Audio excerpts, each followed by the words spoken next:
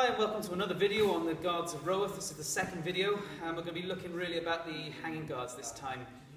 They're really used an awful lot in this era of swordsmanship, even though later on you look at things like Burton and it really is livid about how bad they are. But that's a much later system with slightly different weapons. We're looking at Georgian military sabre here, and he really does like the hanging guards. They have lots of strengths, a few weaknesses that I'll mention as well. We're going to start off with the outside hanging guard, which we'd often call first guard in rapier. So you should be able to see your opponent underneath your own blade, if you are actually now my opponent that I'm looking at. This is outside hanging guard. So your knuckle bow, ward iron, is pointing up to the sky almost vertically. The point of your sword is approximately towards your opponent, usually towards their shoulder, depending on the curvature of your blade. And the tip is across your body to defend yourself. And this is considered about the strongest of all the guards. Even though outside guard is really useful, outside hanging guard is far stronger again. So that's the first one. The next one is inside hanging guard. So this is outside. If we rotate all the way around so that we are mirroring our previous position, yet again we can see our opponent underneath our own blade. The elbow is bent slightly and the guard is up to the hand just above our head. So that's inside hanging guard.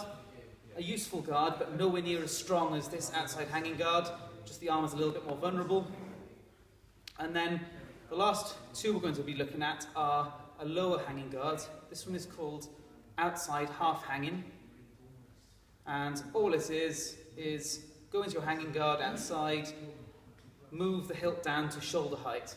And unsurprisingly, it is just designed to defend against lower targets, particularly against thrusts and some cuts as well. And then inside hanging guard, you might think it was this. It isn't. That's a different guard that we'll have in the next video. We'll go from outside half hanging to inside half hanging. So it's just the movement from here to here. So we're just changing the line that we defend, but the actual angle of the blade is exactly the same. So to recap, outside hanging guard,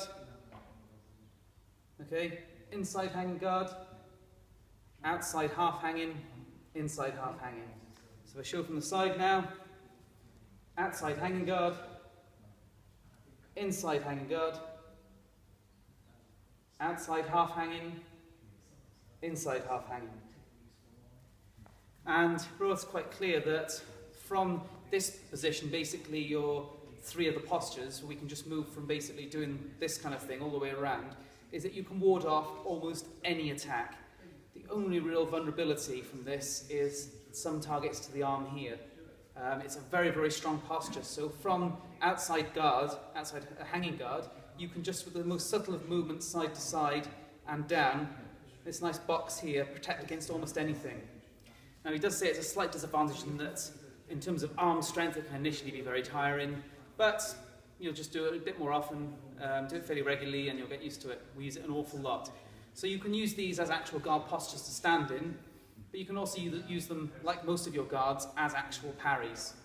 Okay, so this outside guard is typically going to be parrying cut 1, inside hanging guard, cut 2, and then outside and inside half hangers are going to be parrying against cuts 5 and 6 and thrusts. But remember, the whole motion of going in this box here, in your outside hanging guard, moving between them all, is a standard defense against everything. And one of the best things about this is when you make your parries, most of the impact is taken here and it slides down the blade towards the tip, rather than when you make lower parries, they slide towards your hand. Now the guards most swords of the time weren't particularly strong and don't offer a massive amount of protection, so far better to be taking a high parry where the blade slides off towards the tip than a low parry where it slides towards the hand.